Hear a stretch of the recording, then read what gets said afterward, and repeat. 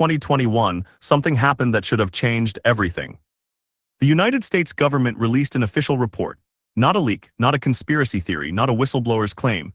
An official unclassified publicly available document produced by the Director of National Intelligence and the Secretary of Defense, acknowledging that military personnel had repeatedly encountered objects in restricted airspace that could not be identified, could not be explained, and did not match any known aircraft belonging to any nation on Earth.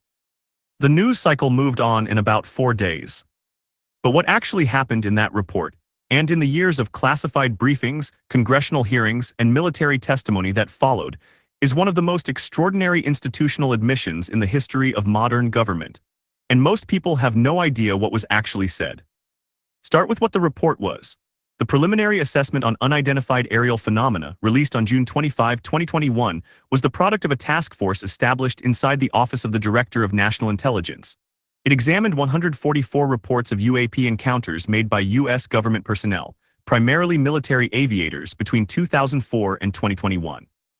Of those 144 cases, the task force was able to explain exactly one. The remaining 143 were left officially unexplained. Let that number sit for a moment. 143 encounters logged by trained military pilots and sensor operators, people whose entire profession depends on correctly identifying what they see in the sky, and the United States government looked at all of them and said, officially in writing, "We don't know what these are." The report identified 5 possible categories for the unexplained objects: airborne clutter, natural atmospheric phenomena, U.S. government or industry developmental programs, foreign adversary systems, and a 5th category listed without elaboration that the report called simply other. Now consider what it means for the U.S. military to use that word in an official document about objects performing maneuvers in restricted airspace. Other is not a scientific classification. It is an admission that the existing framework of understanding is insufficient. It is the government's way of saying, we have looked at this with everything we have, and we cannot put it in any box we already know about. The objects described in the report and in subsequent testimony were not vague blurs on grainy footage. They were tracked simultaneously by multiple independent sensor systems, radar, infrared, optical cameras, and in many cases the naked eyes of experienced aviators. They demonstrated what the report described as advanced technology, including the ability to remain stationary against high winds, to accelerate to hypersonic speeds from a standstill with no visible propulsion system, and to transition between air and water without slowing down. No known aircraft can do all of those things. No known aircraft can do most of them. In November 2021, Congress held the first public hearing on UAPs in over 50 years. Former Deputy Assistant Secretary of Defense for Intelligence Christopher Mellon testified that the United States had no explanation for the objects, and that the pattern of behavior suggested, in his words, a technology gap that should terrify every military planner in the country. Not because of what the objects did.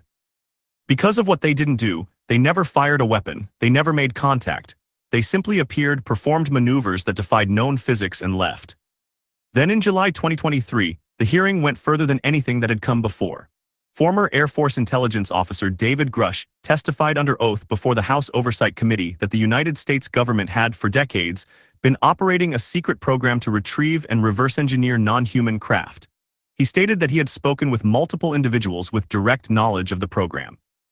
He stated that non-human biologics had been recovered, and he stated that individuals who had attempted to report this information through official channels had faced retaliation. This testimony was given under oath before Congress on the public record. Now it is important to be precise here. Testimony under oath is not the same as confirmed evidence. Grush did not present physical proof. His claims have not been independently verified, and the government has not confirmed the existence of the program he described.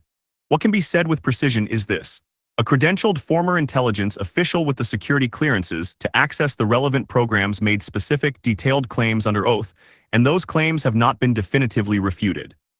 That is an unusual situation. Normally, when someone makes extraordinary claims before Congress, those claims are either confirmed, denied, or the person is discredited. As of this recording, none of those 3 things has happened cleanly with Grush's testimony. Step back further and the picture becomes stranger. The Pentagon had been running a secret UAP research program for years before 2021. The Advanced Aerospace Threat Identification Program, or AATIP, operated from 2007 to 2012 with approximately $22 million in funding. It was run by a career intelligence officer named Luis Elizondo, who resigned in 2017 and went public, stating that he had left because the program was being suppressed and that the evidence it had collected pointed to technology of unknown origin. The New York Times broke this story in December 2017. The Pentagon initially denied that Elizondo had run the program. Later, they acknowledged that the program had existed. Later still, they acknowledged that Elizondo had worked on it.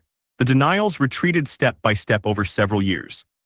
This pattern, denial, partial acknowledgment, further acknowledgment, is not how governments behave when there is nothing to hide. It is how institutions behave when they are managing the controlled release of information they are not yet ready to fully disclose. The question that no official document has answered and that no congressional hearing has resolved is the one that everyone is actually asking. If these objects are not human technology and the evidence suggests they are not, then what are they and where did they come from? The answer that mainstream science and government have resisted naming directly is the one that the evidence taken seriously points toward. Something has been operating in Earth's airspace, possibly for decades, possibly for much longer, that did not come from a human engineering program. Something that can outperform every aircraft ever built. Something that appears near nuclear facilities, near aircraft carriers, near restricted military zones. Something that the most powerful military in human history cannot intercept, cannot identify, and cannot explain. The government did not say this directly in the 2021 report, but they also did not say it wasn't true. And in the gap between what was said and what was left unsaid, in that single word, other, is the most significant admission in the history of modern government. You were never supposed to notice it. But the report is public, the hearings are on the record, the footage is declassified, the testimony is preserved. And none of it has gone away.